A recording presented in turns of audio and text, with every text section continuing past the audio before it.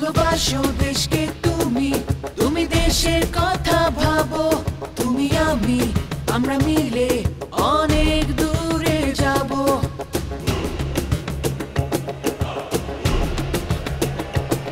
ধর্মে বর্ণে সব বিদ্বেষ মন থেকে তাড়াবো, তুমি আমি আমরা মিলে অনেক দূরে যাব। না না না না, না না না না।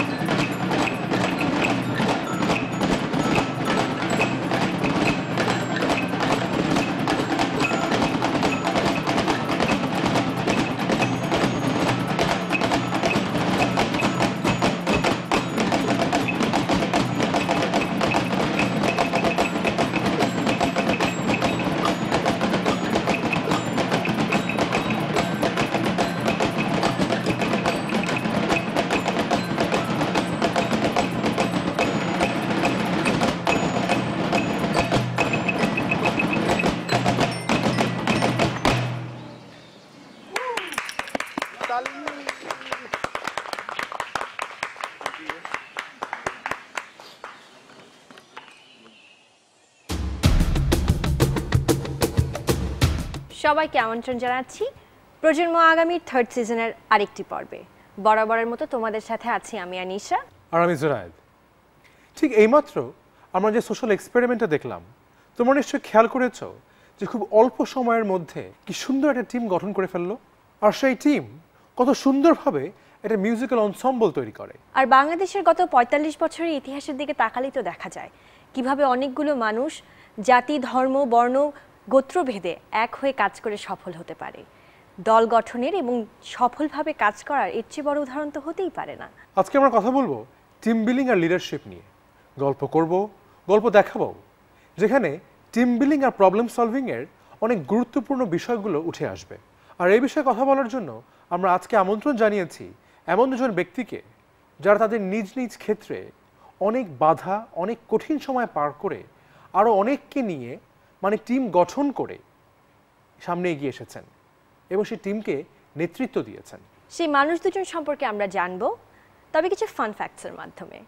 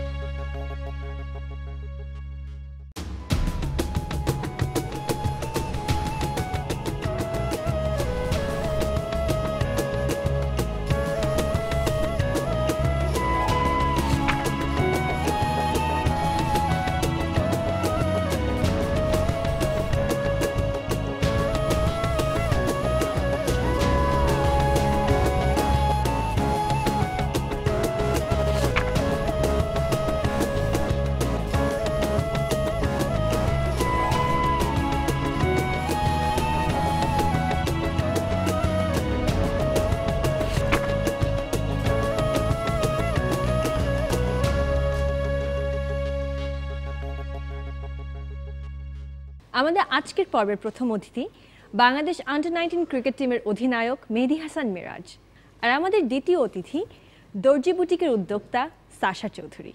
আপনাদেরকে আমন্ত্রণ জানাই প্রজন্ম আগামীতে। মেহেদী হাসান মিরাজ, শুরুতেই আপনার কাছে প্রশ্ন, ক্যাপ্টেন্সি করতে কেমন লাগে?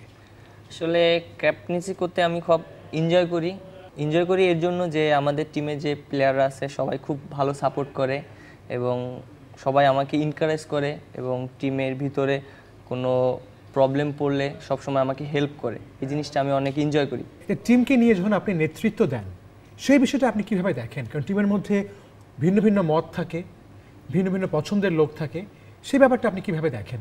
আসলে আমি যখন ক্যাপ্টেনশিপ করি তখন অবভিয়াসলি টিমের ভিতরে অনেক কথা বলে, বিভিন্ন যেমন কোচ আছে, আমাদের কোচ ম্যানেজমেন্ট আছে, তারা আমাদের সাথে ডিসকাস করে যে টিম কিভাবে আমরা খেলবো এবং টিম মিটিং হয় আগের দিন রাত্রে।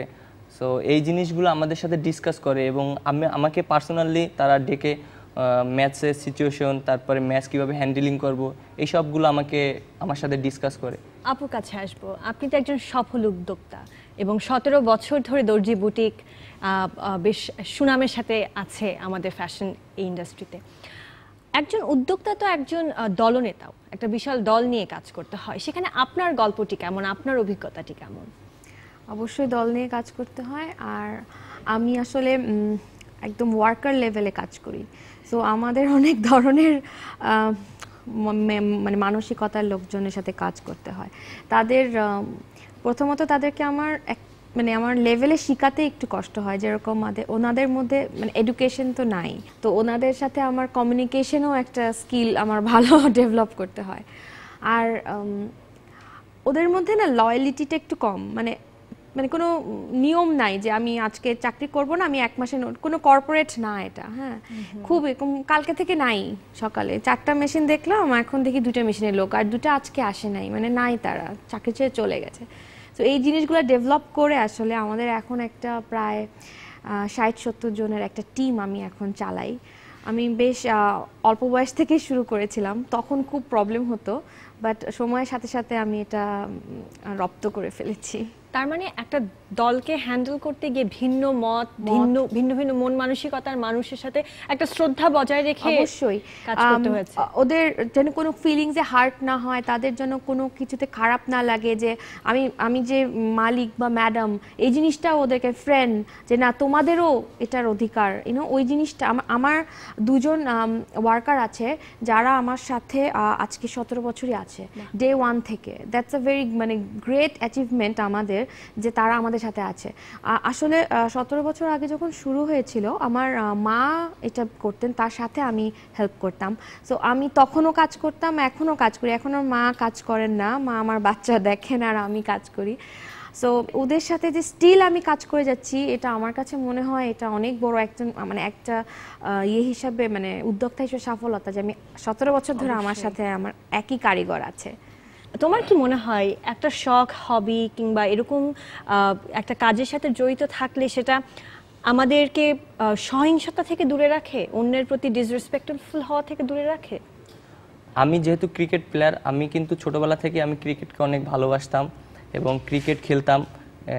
আর আমার এলাকায় অনেক বাধা ছিল, তারপরে ওই বাধাগুলো পেরিয়ে এসেই কিন্তু ক্রিকেটকে ভালোবেসেই কিন্তু মাঠে নেমেছি। কিন্তু আমি আমার খেলার প্রতি অনেক স্ট্রিক্ট ছিলাম। আমি বুঝতে পারছিলাম যে আসলে ক্রিকেট ভালো কিছু খেললে অনেক উপরে যেতে পারবো, আসলে যত বাধাই আসুক না কেন আমি বাধা পার করতে পারবো, এবং আমার আত্মবিশ্বাসটা ছিল।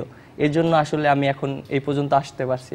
তার মানে ক্রিকেটের সাথে জড়িত থাকায় তোমার অন্যদিকে মন যায়নি, কিংবা যেটা অনেক সময় এই বয়সে ছেলে মেয়েদের হয়, অনেক ভুল পথে চলে যায়, অনেক সহিংস কাজের সাথে জড়িয়ে যায়। শুধু যদি ক্রিকেট খেলাটাই না, অন্য অন্য কাজেও আছে যে যদি অন্য কোনো কাজে থাকে সে কিন্তু ওই কাজে স্টিক থাকতেছে, তাহলে কিন্তু বাইরের অনেক কিছু তার মাথার ভিতরে ঢুকতেছে না, শুধু ওই কাজটার উপরেই সে মনোযোগ দিচ্ছে এবং ফোকাস হচ্ছে যে না আমার ওটাকে ডেভেলপ করতে হবে এবং ওটাকে ডেভেলপ করে আমার অনেক উপরে যেতে হবে। এই জিনিসগুলাই আসলে। আচ্ছা, খেলায় হাঁটতে শেখায় খেলা আমাদেরকে, জীবনের ক্ষেত্রেও, জীবনের দর্শনে, বিশ্বাসে, বিভিন্ন ক্ষেত্রে এই হাঁটতে শেখার যে মানসিকতা অর্জন করা, এটা কতটা ইম্পর্টেন্ট মনে করা? হারা থেকেই কিন্তু সাফল্যটা আসে।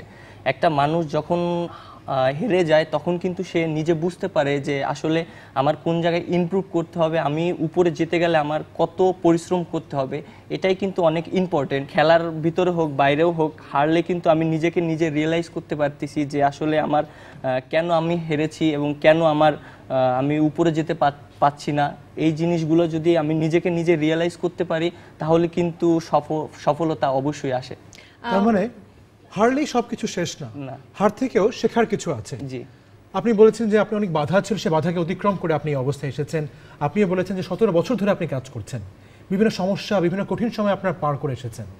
আপনাদের কাছে কি মনে হয় যে সাফল্য তখনই দীর্ঘস্থায়ী হয় যখন এটা কষ্টার্জিত হয়? অবশ্যই। কষ্ট থেকেও কি আমার যেরকম আমি যখন প্রথম শুরু করি আমি তখন ক্লাস 9-10-এ পড়ি, 9 শেষ হলো 10-এ উঠলাম। তো আমি ভিকারনেসে ছিলাম, তো পড়াশোনার অনেক চাপ ছিল। তারপরেও আমি বললাম যে না, এটা করতে হবে। আমারই আগ্রহ ছিল, বাবা বললো আচ্ছা ঠিক আছে শুরু করো। তো এত প্রথমে মানুষের আগ্রহ যে সবাই পছন্দ করছে, হ্যাঁ, খুব উৎসাহ পেলাম। প্রথম 4টা বছর 5টা বছর ইন্টারমিডিয়েট দিয়ে খুব ভালো গেল। তো হঠাৎ করে বিজনেসটা একটু পড়ে গেল, হ্যাঁ, তখন কিন্তু হাল ছেড়ে দেইনি, অনেক দিন কিন্তু বিজনেস পড়েছিল। তারপরে আবার আমার বিয়ে হলো, অনেক কিছু চেঞ্জ হলো লাইফে, আমি আবার হাল ধরলাম। একটা 5টা বছর টানা ব্যবসার পরে 2টা বছর 3টা বছর বসেছিলাম, তারপরে আবার শুরু করেছি। কিন্তু আমি যখন ছেড়ে দিয়ে অন্য কিছু করতাম মেবি আমি মিসলিড হয়ে যেতাম, অন্যদিকে মনটা চলে যেত। কিন্তু আমার ভিতরে এটা আমার আগ্রহ যেহেতু, আমার জানার ইচ্ছাও সেহেতু এখানে বেশি থাকে, মানে ভিতর থেকে আমি জানার চেষ্টা করি। হয়তো আমি যেভাবে এই জিনিসটাকে দেখি, অন্য আগ্রহ না থাকলে এই জিনিসটাকে ব্যবসা করার জন্য আমি কোনোদিন উদ্যোক্তা হইনি। আমি কোনোদিন একদম প্যাশন থেকে, এটা শখ। আমি যে জিনিসটা অ্যাড করতে চাই, আমি যখন ফার্স্টে ক্রিকেট খেলি, ফ্যামিলি বাধা দিয়েছে, তারপর আমার এলাকার মানুষও আসলে অনেকে অনেক রকম কথা বলছে, কিন্তু আমি আসলে একটা জিনিস সবসময় মাথায় ছিল যে না, আমি ইনশাল্লাহ পারবো। আমার ভিতরে ওই কনফিডেন্সটা ছিল। এবং এরপরে আমি যখন ফার্স্টে আমি ডিস্ট্রিক্ট লেভেলে খেলি, ওইখানে খুব ভালো খেলি, কিন্তু ওইখান থেকে আমি বাদ পড়ে যাই। তারপরে কিন্তু আমি স্ট্রাগল করেছি এবং তারপরের বছর গিয়ে কিন্তু আমি ডিভিশন টিমে বাদ পড়ে যাই, তারপরে কিন্তু আমি ন্যাশনাল টিমে বাদ পড়ে যাই। বাট আমি কিন্তু শুরুই করেছি বাদ পড়ে, আমি কিন্তু তারপরে স্ট্রাগল করা শিখেছি, কিভাবে স্ট্রাগল করতে হবে এবং কিভাবে নিজেকে আরও বেশি তৈরি করতে হবে এবং আরও উপরে যাওয়ার জন্য কি কি করতে হবে। সো এই জিনিসটা কিন্তু অনেক ইম্পর্টেন্ট ছিল আমার লাইফে। বারবার ফেল করেছেন, বাট সেই ফেলটাকে আপনি ওভারকাম করেছেন, সেই ডিটারমাইন্ড হয়ে আপনি আরও এগিয়ে গেছেন বলেই আজকে আপনি এই অবস্থায় আসতে পেরেছেন। আমরা কথা বলছি বাংলাদেশ আন্ডার-19 টিমের ক্যাপ্টেন এবং হয়তোবা আমাদের জাতীয় ক্রিকেট দলের ভবিষ্যৎ কাণ্ডারির সঙ্গে, এবং একই সঙ্গে কথা বলছি একজন সফল উদ্যোক্তার সঙ্গে। অনুষ্ঠানের এই পর্যায়ে নিচে ছোট্ট একটা ব্রেক, আর ব্রেক থেকে ফিরে এসে দেখব টিম বিল্ডিং এবং প্রবলেম সলভিংয়ের চমৎকার একটি উদাহরণ। মা তাড়াতাড়ি করো, দেরি হয়ে যাচ্ছে।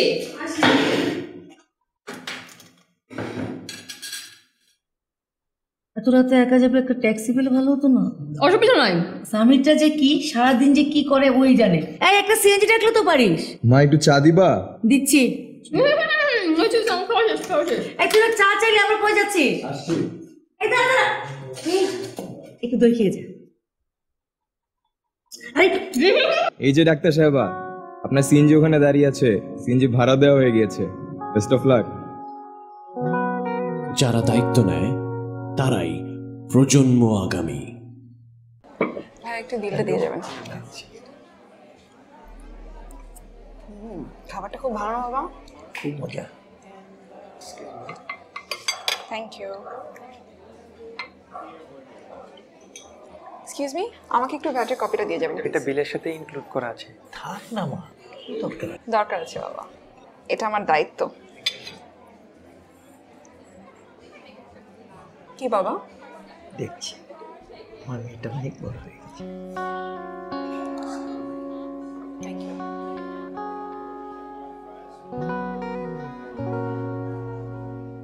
হ্যাঁ বললেই হলো, মহিলা মানুষ সে কি বুঝবে? আপনাকে আমি অনেক আগেই বলেছি মহিলা মানুষের সাথে কথা বলার দরকার নাই। আপনি তো সেটা শুনলেন না। অফিসে বসে এই কথাটা আপনাকে কতবার বলার চেষ্টা করেছিলাম, আপনার কানে সে কথাটা ঢুকলো না। এখন দেখলেন আপনি মহিলা বসের আন্ডারে কাজ করছেন, তো দেখবেন জীবনেও কোনোদিন হেল্প পাবেন না। যদিও এই বিষয়টা আপনার অনেক আগেই দেখা যাচ্ছিল, কিন্তু আপনি তো আমার কোনো কথা ঠিক।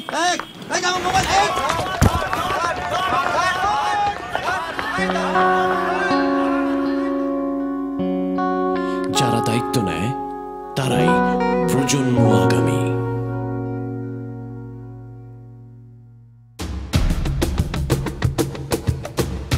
এতক্ষণে আলোচনায় যেটা বুঝলাম, দল গঠন করা হলো কিছুটা গল্প লেখার মতো। একটি একটি শব্দ করে যেমন একটি গল্প হয়, সেরকম এক একটি মানুষ নিজেদের ভেতরে সেরাটি নিংড়িয়ে দিয়েই একটি দলকে সফল করে তোলে। এখন সেরকম একটি গল্প শুনবো। আমি যখন 12 সালে ঢাকা যাই, তখন এই 15 জন প্লেয়ার আর খুঁজে পাই না, যার যার বাড়ি বসে আছে। 5-6 জন আসছে যার আগ্রহী বেশি। কারণ কি হলো মায়েরা আসতে দিবে না, মেয়ে নিয়ে আসেন মাঠে, আসেন দেন না দেন, আগে মেয়ে নিয়ে আসেন মাঠে। যে ফুটবল খেলা তো ছেলেদের খেলা, এই খেলা খেলতে আমার মেয়েদের দিব না। যে এই খেলা খেললে হাত পা ভেঙে যাবে, মেয়েদের বিয়ে দিতে পারবো না আমরা। এই কথা বলার পরে আমি তাদের বিভিন্নভাবে উদাহরণ দিয়ে বুঝাই এই দুটো মেয়েকে আমি দলে নিয়ে আসি, তারপর আমার একটা পূর্ণাঙ্গ টিম হয়। আর বাসা থেকে বলে কি না এত দূরে যাওয়ার দরকার নেই, এই জায়গা থেকে সেই শরীয়তপুর সদর যাইতে তো রাতে যাবে, আসবে কখন? না মেয়ে মানুষ ছাড়া যাবে না একা একা। অনেক বোঝানোর পরে আব্বু রাজি হয়েছে, আম্মু এখনো রাজি হয় না। বাইরে সমালোচনা করে যে মেয়েরা ফুটবল খেলে, এই ধরনের খেলা কখনো দেখিনি। খেলোয়াড় যে রাস্তাতে যাইতে গেলে ইস মেয়ে মানুষ যাইতেছে ট্রাউজার গেঞ্জি পরে সাইকেল নিয়ে যাইতেছে, দেখো অনেক বাজে বাজে মন্তব্য করতো। আর এখন যদি কেউ বলে উইটা দাঁড়িয়ে কি বললাম, ভালো করে বলো তো, এখন আর কেউ বলে না। ওই জায়গায় খেলতে গেছি, জীবনের প্রথম বলে রাখি দিচ্ছি, বুট পরে জীবনে খেলি নাই, বুট পরে অনেকবার পরেও গেছি খেলতে যায়। এই জায়গা থেকে তো ফার্স্টে কোচ দিছিল, পরে আর দেওয়া হয়নি এটা। তো আমি খেলিও প্র্যাকটিসও করাই। আমরা স্বার্থের জন্য খেলুম না, ব্যক্তিগত কোনো স্বার্থের জন্য না, দলের স্বার্থের জন্য খেলুম। আমাদের কোর্সে আমাকে শেখায়, তো আমি আবার ওদের শিখাই। যারা নতুন আসে তাদের হয়তো ফিটনেসটা অন্যরকম থাকে, তাদেরকে সেভাবে প্রস্তুত করা, তাদেরকে বোঝানো, আমার কথাগুলো খেয়াল করা। ছোট মানুষ থাকে, অনেকে হয়তো অন্যদিকে মন চলে যায়, তো সেখানে সবার মন আমার খেলার দিকে আনতে হবে। এরকম করে এটা কিন্তু হবে না। একটা টিমের ভিতরে তো 11 জনের মন মাইন্ড একরকম থাকে না, এক একজনের এক এক রকম, এক একজন এক এক ফ্যামিলি থেকে আসে। তো খেলার মাঠে তাদের মন মানসিকতা এরকম করতে হবে যে আমরা সবাই প্লেয়ার, কেউ বড় লোক না, কেউ গরিব না। যদি কারোর সাথে কারো বিভেদ বা শত্রুতা বাইচান্স থাকতেই পারে, কারণ অনেকে আছে 11 জনকে দেখতে পায় মাঠের বাইরে, এটা মাঠের বাইরে শেষ, মাঠে ইন করছি। তো আমাদের মন মাইন্ড থাকতে হবে যে খেলতে আসছি, জিতে যাবো, খেলতে আসছি, খেলার মতন খেলা যাবো। আমার টিমের মেয়েরা এরকম আছে যে খেলার আগে ওরা অনেক ঝগড়া করে, সবাই ঝগড়া করে, তো মাঠে নামলে সবাই এক। ক্যাপ্টেনের তো সব দায়িত্ব থাকে, যেমন শুধু খেলার দায়িত্ব না, একটা টিমকে গুছায় রাখা। অনেকে মা বাবা খেলতে দিতে চায় না, তাদেরকে রাজি করানো। একটাই দায়িত্ব ওদের বোঝানো যে আমরা সবাই খেলতে নামছি, কেউ কারো খেলা খেলা দিব না। একটা টিম থেকে 11 জন কোনো জায়গায় যায় না, ভালো একটা লেভেলে উঠতে হইলে 11 জন যায় না, ওই জায়গা থেকে যে ভালো খেলে সে যায়। তো আমি যদি নিজেরটা ভালো খেলি তাহলে টিমের যেমন লাভ হবে আর ব্যক্তিগতভাবে আমার অনেক লাভ হবে। ও যে সময় ভালো খেলে না, ওরে বুঝে শুনে আমরা মাঠে থেকে নামাই, তারপর অন্য একজন প্লেয়ার নতুন নামাই, নামানোর পরে যদি দেখি যে আমরা ম্যাচটা জিতছি বা ও অনেক কান্না করতেছে যে খেলতে পারলো না, কান্না করতেছে, ওর আমরা সাহস দিই, আজকের ম্যাচে তুই খেলতে পারছ না, কালকের ম্যাচে তুই ভালো খেলবি, আরও সুন্দর করে প্র্যাকটিস কর। আর যদি বাসার তো কোনো সমস্যা হয় তাহলে আমরা যা দেখুন, কারো বাসায় যদি সমস্যা হয় গার্জিয়ানের সাথে কথা বলি। যারা খেলে তাদের মাঝখানে যদি একতা না থাকে, তাদের মাঝখানে আন্ডারস্ট্যান্ডিংটা ভালো না থাকে, তাহলে কোনো টিমই ভালো খেলতে পারে না। ডিসিপ্লিন না থাকলে যেরকম কোনো টিম ভালো খেলতে পারে না, কেউ কারো যদি না বুঝে তাহলে ভালো খেলতে পারবে না। আমি যদি ওরে বুঝি যে ওই রকম ভাবে খেলে তাহলে আমি ভালো খেলতে পারবো আর আমার টিম ভালো খেলতে পারবে। আর মাঠে নামার আগে সবাইকে বলি যে কোনো টিমের মেয়েদের তোমরা আঘাত করবা না, মেয়েদ বলো যে সব ভালো। তাই আমার ধৈর্য বেশি ছিল না, সবকিছু কাজে আহতও করতাম। তো খেলার লাইফে আসলে দেখা যাচ্ছে বল আসতেছে, তো ওই ধৈর্যটা তো খেলার না হতে পারলাম, যে কোনো কাজের দরকার হতে পারে। টিচার হলে হয়তো ওই টিম যে কাজগুলা একত্র হওয়া, ওইটা হয়তো তখন আমার কাজে লাগতে পারে। কত কষ্ট করে তো এই টিমটা গঠন করা হয়েছে, আমি ব্যক্তিগতভাবে আমি নিজেই কত কষ্ট করে খেলা এই জায়গাটা আসছি। তো আমার টিম যদি ভালো না খেলে তাহলে তো কষ্টের কোনো সফলতাই থাকতো না। এই টিমটা যখন এত বাধা বিপত্তি পেরিয়ে আসছে, এতটুকু পর্যায়ে আসছে, এখন আমরা ম্যাক্সিমাম জায়গায় খেলতে গেলে ভালো একটা সুসংবাদ নিয়ে আসতে পারি স্কুলের জন্য বা জেলার জন্য। এই লাইফে আইসে আমি বুঝতে পারছি আসলে সকলের সাথে মিলামেশাটা কতটা জরুরি। আমাদের লাইফে অনেকটাই ইম্পর্টেন্ট এই সকলের সাথে কাজ করা। শুধু একা কাজ করলে কিন্তু অনেক কিছু শেখা যায় না, একত্রে কাজ করলে অনেক কিছু শেখা যায়, এমনকি ফিউচারে সেটা কাজে লাগে। এই ভিডিওর পরিপ্রেক্ষিতে আপনার কাছে জানতে চাই যে বাংলাদেশের সমাজ ব্যবস্থায় কিন্তু কুসংস্কার জড়িয়ে রয়েছে, এর উপরে রয়েছে নানা ধরনের ধর্মীয় বাধা। আমরা দেখলাম এই ভিডিওতে মহিলা ফুটবল দল নানা ধর্মীয় বাধা ও কুসংস্কারকে পার হয়ে তারা আজকে এই পর্যায়ে এসেছে। এর পিছনে কি মোটিভেশন বা কি তাড়না কাজ করেছে বলে আপনার মনে হয়, এবং আপনার ব্যক্তি জীবনে যদি আপনি কোনো অভিজ্ঞতা থাকে যদি আমাদের সঙ্গে শেয়ার করেন। আমি ব্যক্তিগতভাবে আমি নিজে কখনো ওরকম বাধা বিপত্তিতে পড়িনি, কারণ আমি অনেক মডার্ন ফ্যামিলি, প্লাস আমার শ্বশুরবাড়িও খুবই মডার্ন। বাট আমি অনেক নিজে দেখেছি আমার সাথে যারা কাজ করে, অনেকগুলো মেয়েও কাজ করে, আমি অনেক ওমেন ওয়ার্কার নিয়ে কাজ করি, ওদের ক্ষেত্রে থেকে আমি দেখি আমার যে খুব ক্লোজ আমার সাথে যে কাজ করে ও সকাল 5টায় ঘুম থেকে উঠে ওর শাশুড়ির কাপড় ধোয়, তারপরে ও বাসার সব রান্না করে, তারপরে আমার কাছে আসে, তারপরে আবার 7টা-8টার সময় সে বাসায় যায় এবং যে আবার রাতে রান্না করে 12টার সময় সে ঘুমায়। তারপর তার হাজব্যান্ডের সাথে হাজব্যান্ডের সাথে গল্প করতে হয়। সো ও ঘুমায় কখন আমি ওকে জিজ্ঞেস করছিলাম, তো মানে ঘুমাই, ও ওকে। তো আমার কাছে খুব ডিফারেন্ট লাগলো, আমি কখনো এরকম পরিস্থিতি খেয়াল করিনি বা পড়িনি, বাট এরকম পরিস্থিতি খুব স্বাভাবিক আমাদের পরিবেশে বা আমাদের কালচারে। আরেকটা জিনিস আছে, ধর্মের ক্ষেত্রে থেকেও এখানে মেন্টালিটিটা আসলে মানে জাতি হিসাবেও মানুষকে চেঞ্জ হতে হবে। একটা ছোট জায়গায় আমাদের খুব নিজেদের চেঞ্জ হতে হবে, সেটা হচ্ছে আমি ব্যবসায়িক ক্ষেত্রে বলছি, আমার দোকান আছে, আমার একটা বুটিক শপ, আমাদের মধ্যে দেশীয় প্রেম মুখে, ভিতরে কিন্তু দেশীয় প্রেম নাই। ধর্মের থেকে আমাদের দেশীয় প্রেমটা বেশি থাকতে হবে। ধর্মর জায়গায় আমরা আমাদের জায়গায়, কুসংস্কারের জায়গায়, বাট আমাদের ইউনাইটেড হতে হবে, একটা জাতি হিসাবে এক হতে হবে। এটার জন্য স্বদেশ প্রেমটা খুব জরুরি। তোমার কাছে আসছি যে আমরা তো স্পোর্টিং স্পিরিটকে বোঝাই যখন কোনো সুন্দর স্পিরিটের কথা বলি, যে খেলোয়াড় সুলভ মনোভাব, যখনই কোনো পজিটিভ মনোভাবের কথা বলি। তোমার ব্যক্তি জীবনের স্পোর্টিং স্পিরিটটা কেমন? আসলে ব্যক্তি জীবনে এই স্পোর্টিং স্পিরিটটা হলো যে আসলে যে আমরা যখন খেলাধুলা করি তখন যে আমাদের প্রতিপক্ষ থাকে, আসলে তারা যে আমাদের শত্রু বা তাদেরকে আমরা মানে অন্যরকম দেখব এরকম কোনো বিষয় না। আমরা তাদের প্রতিপক্ষ, ঠিক আছে, আমরা মাঠে খেলবো, ভালো খেলবো এবং খেলা শেষে তাদের সাথে হ্যান্ডশেক করব, তারপর তাদের সাথে মানে ভালো বিহেভ করা, এইটাই কিন্তু। আর আরেকটা জিনিস যে তার অনেক সময় হয় কি যে আমার লাইফে যে জিনিসটা হয় যে অনেক সময় হয় কি যে হেরে গিয়েছি, ওরা অনেক ভালো খেলেছে, নিজের ভিতরে খারাপ লাগে, কিন্তু সাময়িক খারাপ লাগে, বাট তার মানে যে এ না যে তাদের সাথে খারাপ আচরণ করব এবং তাদের সাথে খারাপ বিহেভ করব এবং তারা আমাদেরকে হারিয়ে দিয়েছে এর জন্য আমরা তাদের সাথে কথা বলবো না, এটা বোঝায় না। যে হ্যাঁ, অবশ্যই খেলাধুলায় হার জিত থাকতেই পারে, বাট মন মানসিকতা আমাদের হাই থাকবে এবং তাদের সাথে খুব ভালো কমিউনিকেশন থাকবে। মন মানসিকতা হতে হবে উদার। উদার। মানে অন্যের সাথে আমার মতামতেরও মিল না হতে পারে, কিন্তু তাই বলে সে আমার শত্রু হয়ে যাবে, জিনিসটা এমন না। এমন না, জি। শেষ প্রশ্ন করতে চাই দুজনকেই, যে আপনারা অনেকের সঙ্গে কাজ করেন, অনেককে নিয়ে আপনারা নেতৃত্ব দিচ্ছেন, কখনো উদ্যোক্তা হিসাবে, কখনো দলনেতা হিসাবে। ডিসএগ্রিমেন্ট তো হয়, এটা তো part of a team. How do you handle it peacefully? সহজভাবে বলতে দু দলেরই কথা শোনা উচিত, ওর পয়েন্টও বোঝা উচিত, আমার পয়েন্টও বোঝা উচিত। আমাদের অনেক সময় দেখা যায় আমি অনেক রাগ করে ফেলি বা ওরা রাগ করে চলে যায়, তো আসলে রাগ করা উচিত না। রাগই আসলে মানুষকে অনেক নিচু করে দেয় এবং প্রবলেম কোনোদিন সলভ হয় না। তো সে ঠান্ডা মাথায় যদি চিন্তা করা যায়, সবার কথা সবাইকে শুনতে হবে। আমি বস বলি যে আমার কথা সবাই শুনবে তা না, আমাদের একটা টিম আছে, ডিজাইনিং টিম আছে বা আমার যারা ওয়ার্কার আছে, আমি ইনফ্যাক্ট সবার কথাই শোনার চেষ্টা করি। আমি অনেক রাগী, যদিও আমি রেগে যাই, কিন্তু আমি চেষ্টা করি যেন একটা পিসফুলি আমি এটাকে শেষ করতে পারি।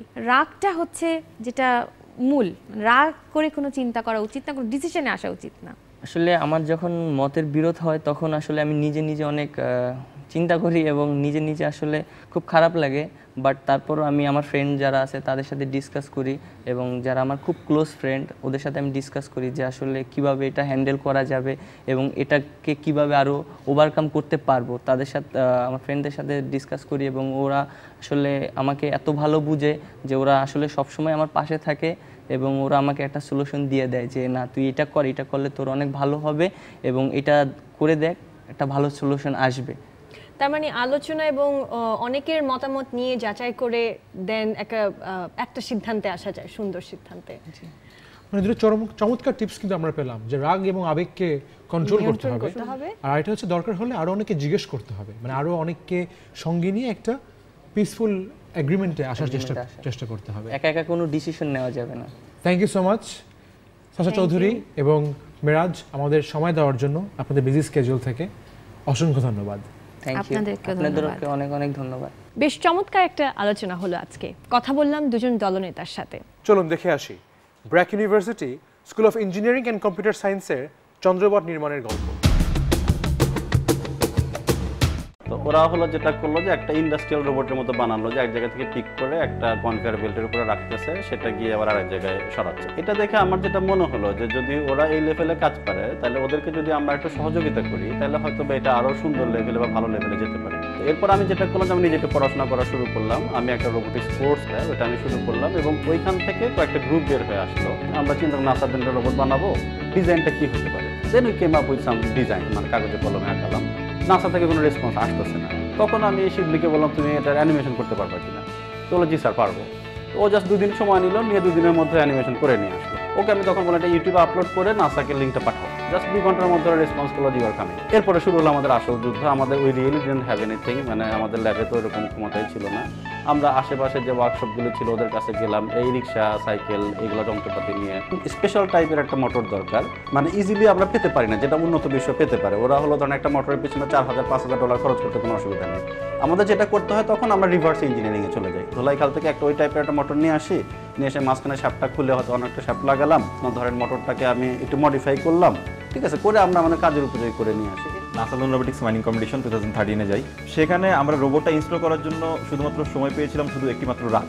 রোবটটা নিয়ে যখন পার্টিসিপেট করতে যাই ফাইনাল রাউন্ডে, প্রোগ্রামটা রান হওয়ার 1 ঘন্টা আগে আমাদের আর্ডিনো বলে একটা ডিভাইস আছে যেটাতে প্রবলেম হয়, ওটা হচ্ছে সেই সময় ফেল করে। আমরা সেখানে ডিমোটিভেট হই নাই এবং আমরা তখন এটা সার্চ দিই যে এই জিনিসটা কোথায় পাওয়া যেতে পারে। তো আমরা একটা শপের নাম পাই যে শপে হচ্ছে অনেক রকমের ডিভাইস পাওয়া যায়। তো আমরা তখন ডিসাইড করি যে না, আমরা সেখানে যাবো, যতক্ষণ সময় লাগুক আমরা এসে তখন পার্টিসিপেট করবো। পুরো টিম একসাথে গিয়ে ওদেরকে রিকোয়েস্ট করি যে আমাদের এই প্রবলেম হয়েছে, এটা তো খুব মাইনর একটা প্রবলেম, আমরা জাস্ট রিকোয়েস্ট করি সলভ করতে পারবো। ওরা রাজি হয় এবং শেষ পর্যন্ত আমরা ওখানে গিয়ে পারচেস করে আবার ফেরত আনি, এরপর আমাদের রোবটের মধ্যে বসে তারপর রোবটটা কাজ করে।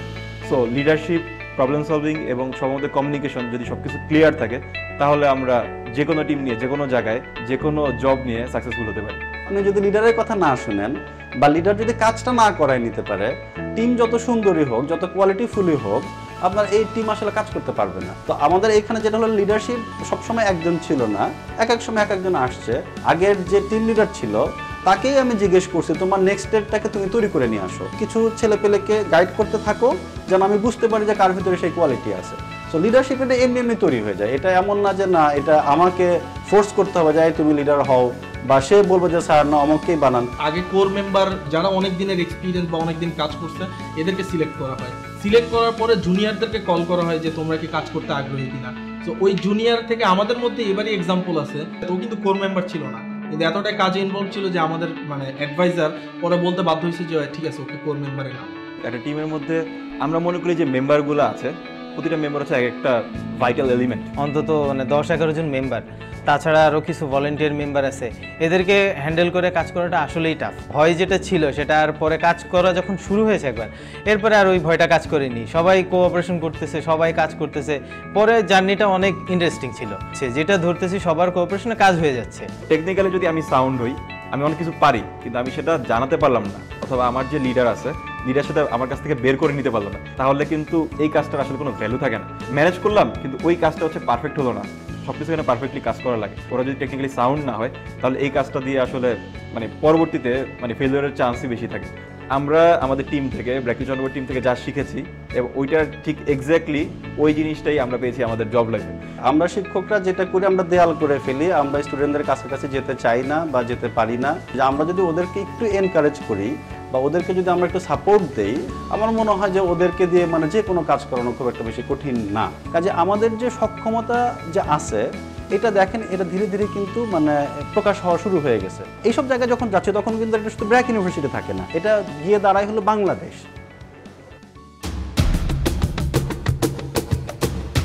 গল্প করলাম, গল্প দেখালামও, ঠিক যেমনটি বলেছিলাম। তবে এবার শেষ করব গান দিয়ে। আর আমাদের এই সেগমেন্টে আমরা এমন দুজন সঙ্গীত শিল্পীকে আমন্ত্রণ জানিয়েছি যারা তাদের গানের ভিন্নতা দিয়ে অগণিত শ্রোতার মনে একটা বিশেষ জায়গা করে নিয়েছেন। আমাদের সঙ্গে এবার আছেন ঋতুরাজ এবং Prithviraj.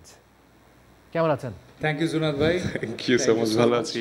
I hope you are doing good as well. মাশাআল্লাহ, সো ফার সো গুড। ভালো আছি ভাইয়া। এন্ড আজকে thank you so much everyone. We are proud to have you. এখানে we are very pleased and very honored to have you. Okay. আমরা আজকে কথা বলছিলাম টিম বিল্ডিং নিয়ে, আমরা কথা বলেছি লিডারশিপ নিয়ে, রাইট। আমরা কথা বলেছি কিভাবে একসঙ্গে সবাইকে নিয়ে কাজ করতে হয়। আপনারা তো অনেক বছর ধরে একসঙ্গে গান করছেন, আবার গান করতে গেলে আরো অনেককে সঙ্গে নিয়ে গান করতে হয়। মতের অমিল তো খুব স্বাভাবিক একটা ঘটনা। যদি এই ধরনের একটা ঘটনা ঘটে থাকে, how do you peacefully handle it? হ্যাঁ, আমরা তো জন্ম থেকে আসলে একসাথে গান করছি, অনেক বছর হয়ে গেছে। আমরা যেহেতু দুই ভাই, কিছু তারপর নিশ্চয়ই মতের অমিল হয়। অবশ্যই অনেক প্রত্যেক মুহূর্তে। ইনফ্যাক্ট গানের ক্ষেত্রে সুর, তাল, ছন্দ এসব কিছু ব্যাপার থাকে, তো প্রত্যেকটা ক্ষেত্রে প্রত্যেকটা নোটে মতের অমিল হওয়াটা এটা রীতিমতো আমাদের ইটস ইন আওয়ার প্র্যাকটিস যে এরকম হয়। মিউজিক যদি কনসার্ন থাকে তাহলে মতের অমিল ইজ অ্যাকচুয়ালি গুড থিং। এটা ভালো, কারণ কি মানে আমি যদি একজনকে বলতে থাকি যে হ্যাঁ আমি এটা এইভাবে করতে চাই, সে যদি পুরোপুরি সবসময় আমার সাথে এগ্রি করে যে হ্যাঁ এটা এভাবেই হবে, এভাবেই হবে, তখন আসলে কেউই শিখছে না। এক্স্যাক্টলি, কেউই শিখছে না। সো যদি মতের অমিল থাকে তখনই আমিও তার থেকে কিছু একটা নিতে পারবো, সেও আমার থেকে কিছু একটা নিতে পারবে, এন্ড নতুন যেটা তৈরি হবে দ্যাটস আ ব্রেইনচাইল্ড অফ বোথ। মানে মিউজিকের ক্ষেত্রে না, এটা আমার মনে হয় পৃথিবীর সব ধরনের যত রকম শিল্পকর্ম আছে বা যত রকম সাংগঠনিক বা প্রোডাক্টিভ আইডিয়া আছে বা কর্মকাণ্ড আছে, সবগুলোর জন্য সেম ফর্মুলা অ্যাপ্লাই হয়। Well sir, very well sir. আপনাদের গান শুনবো, তার আগে বিদায় নিয়ে আসি। ঠিক যেমনটি বললেন, মতের অমিল না হলে নতুন কিছু সৃষ্টি হবে কি করে? সুতরাং অপরের মতকে শ্রদ্ধা জানানো এবং অপরের মতের প্রতি এই পরমত সহিষ্ণু হওয়াটাও আমাদের প্রত্যেকেরই কর্তব্য। আগামী সপ্তাহে আবারও দেখা হবে একই সময়ে একই চ্যানেলে। আর সেই সঙ্গে আমাদেরকে ফলো করতে পারবে আমাদের ফেসবুক পেজে, আবার একই সঙ্গে আমাদের ইউটিউব চ্যানেলে দেখতে পাবে পুরো প্রোগ্রামটি। ভালো থেকো, আর মনে রেখো, যারা দায়িত্ব নেয় তারাই প্রজন্ম আগামী। সারে পা মগরে সারে গরে সানি সা, সারে পা মগরে সারে গরে সানি সা, সানি সারে রে সারে গা গরে গামা মগরে সাপা, সানি সারে রে সারে গা গরে গামা গরে সাপা, সারে পা মগরে সারে গরে সানে সা। আহা কি আনন্দ আকাশে বাতাসে, আহা কি আনন্দ আকাশে বাতাসে, শাখে শাখে পাখি ডাকে কত শোভা চারিপাশে শাখে শাখে পাখি ডাকে কত শোভা চারিপাশে আহা কি আনন্দ আকাশে বাতাসে আজকে মোদের বড়ই সুখের দিন আজ ঘরের বাঁধন ছেড়ে মোরা হয়েছি স্বাধীন আহা হয়েছি স্বাধীন আজকে মোদের বড়ই সুখের দিন আজ ঘরের বাঁধন ছেড়ে মোরা হয়েছি স্বাধীন আহা হয়েছি স্বাধীন আজ আবার মোরা ভব ঘুরে মুলুক ছেড়ে যাব দূরে পূর্ব ভুবন গানের সুরে পুরানো দিনের কথা আসে মনে পুরানো দিনের কথা আসে ফিরে আসে আহা কি আনন্দ আকাশে বাতাসে আহা কি আনন্দ আকাশে বাতাসে শাখে শাখে পাখি ডাকে কত শোভা চারিপাশে শাখে শাখে পাখি ডাকে কত শোভা চারিপাশে আহা কি আনন্দ আকাশে বাতাসে সারে বাবা বাবা বাবা বাবা পামা পাদর বা মগরে গামা পসা পসা পসা পরে সনি সনি দবা মগরে গামা পা পমগরে রে গম মগরে মগরে গরে সনি সবা নি রে রে গম গরে গম পা ম গম পনি স পনি স গরে রে বাবা নি নি নি স স নি স স স নি স রে গম প মগরে মগরে নি স নি স নি স নি দ প মগরে গম প প স প প স প প রে স নি স রে গম গরে মগরে নি স ri स ni द प पबद बद म प ग म ग प म ग रे म म ग रे प प म ग रे ग म प नि नि स नि प नि रे स नि प नि स नि ग म ग रे नि प नि स स स स नि स रे रे रे रे रे स रे ग ग ग ग ग रे ग म ग रे ग म प स स स स नि स रे रे रे रे रे स रे ग ग ग ग ग रे ग म म ग रे ग म प प प स ni sa sa ni sa ni sa sa ni sa ni sa ni sa ni sa ni pa ni sa re ga ga ni sa ni pa ni sa da da ba da ba ba ga ga ma ba ga ma ma ga re pa pa ma ga re ga ma ba ga ma pa ni pa ni sa ni pa da ma pa ma ga re pa pa ma ma ga ma ga re